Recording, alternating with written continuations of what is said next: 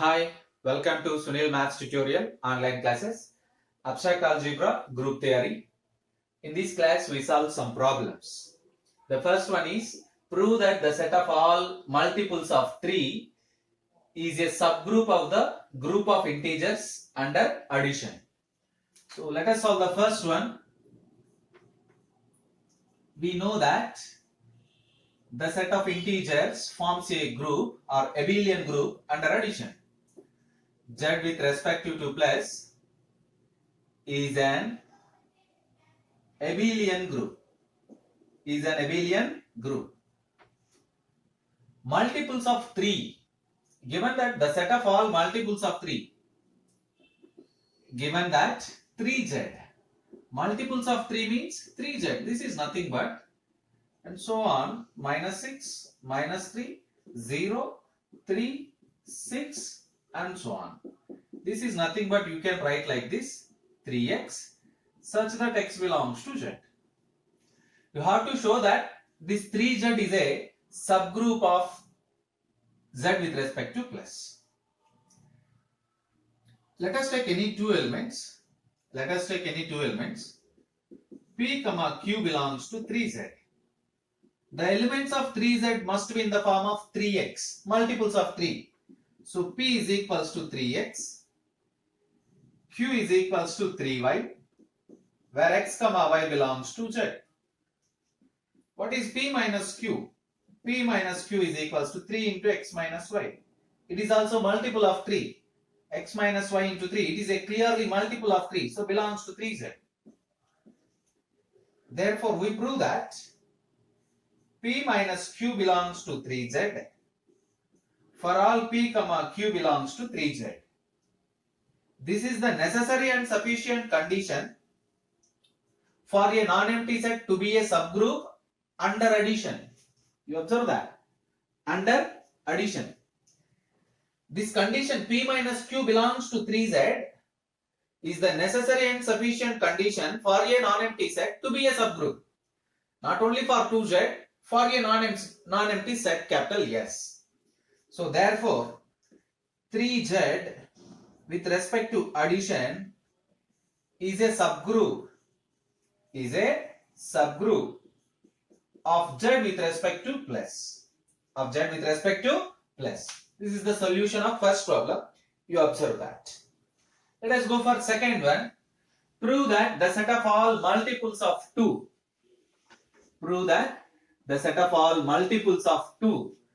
Is a subgroup of the group of integers under addition. In this case, they given that solution of second problem. Problem number 2. 2z. 2z means multiples of 2. You get minus 4, minus 2, 0, 2, 4, and so on. Simply you write it as 2x such that x belongs to z. P comma q belongs to 2z. Now P is equals to, it is very clear, 2x. Q is equals to 2y, very simple. Instead of 3, we write 2. P minus q is equals to 2 into x minus y. Very clear, it is a multiple of 2. So belongs to 2z. Therefore, P minus Q belongs to 2z for all P comma Q belongs to 2z. Therefore, again this is a necessary and sufficient condition. Therefore, 2z with respect to plus is a subgroup of z with respect to plus. You observe that? Not only 3z, 2z, even 4z, 5z means multiples of 4, multiples of 5, multiples of 6, what it may be, nz with respect to plus is a subgroup. Nz with respect to plus is a subgroup of z with respect to plus for all n belongs to capital N. Important result, note this point. Important result. The first and second problems are nothing but this result. Nz with respect to plus is a subgroup of Z with respect to plus for all small n belongs to capital N. So this is the solution for the second problem also. Let us see the third problem. The question is, prove that the union of two subgroups need not be a subgroup. The union of two subgroups need not be a subgroup. Yes, one of the very important problem for 5 marks.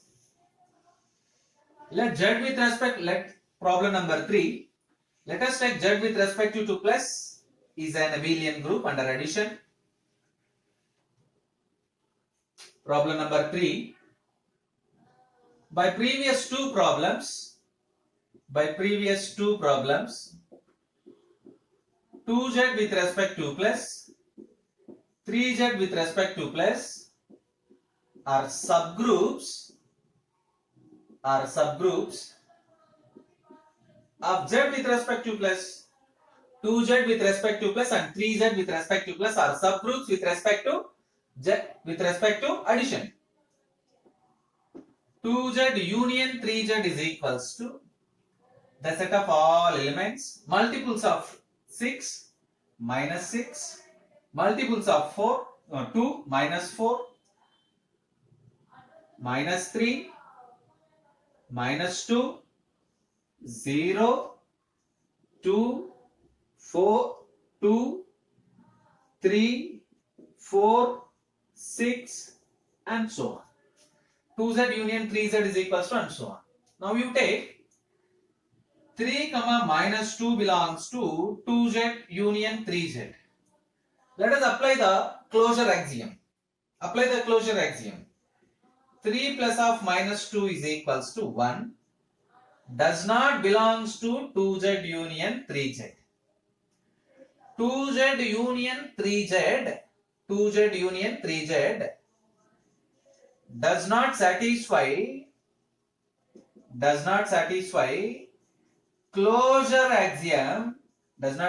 closure axiom with respect to addition.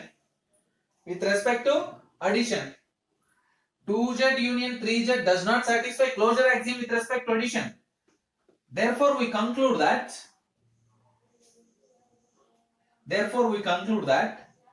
2Z union 3Z is not a subgroup of Z with respect to plus because it does not satisfy even closure axiom. Therefore 2Z union 3Z is not a subgroup of Z with respect to plus. We know that 2Z with respect to plus and 3Z with respect to plus are subgroups. But 2Z union 3Z is not a subgroup of Z with respect to plus. This shows us, hence we conclude that the union of two subgroups need not be a subgroup. This problem is very important problem for 5 mark section and very important concept also. We learn a theorem. The union of two subgroups is again a subgroup if and only if one contained in the other. That is the necessary and sufficient condition. But here in general, union of subgroups need not be a subgroup. But in case of intersection, the intersection of two subgroups is again a subgroup.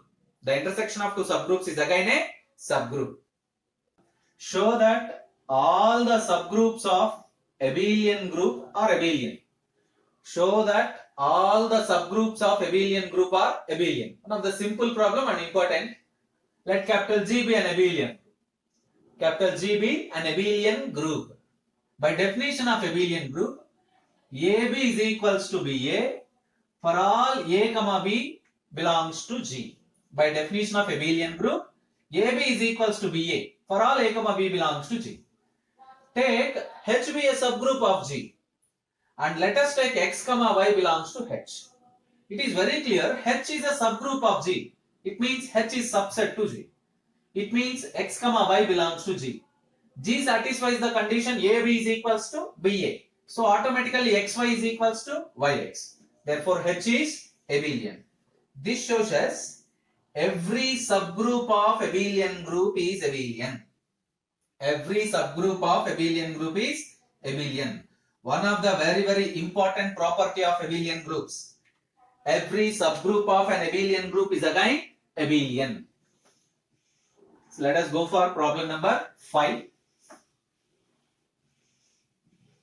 Show that the set of all elements small a of an abelian group G satisfying a square is equals to E forms a subgroup of G. Forms a subgroup of G. Problem number 5. Let capital G be an abelian group. Let capital G be an abelian group, which implies as AB is equals to BA for all A comma B belongs to G. H define H is equals to the set of all elements A belongs to G, which satisfies this condition A square is equals to E. A square is equals to E. Comma, where small e is identity element in capital G. We have to prove that.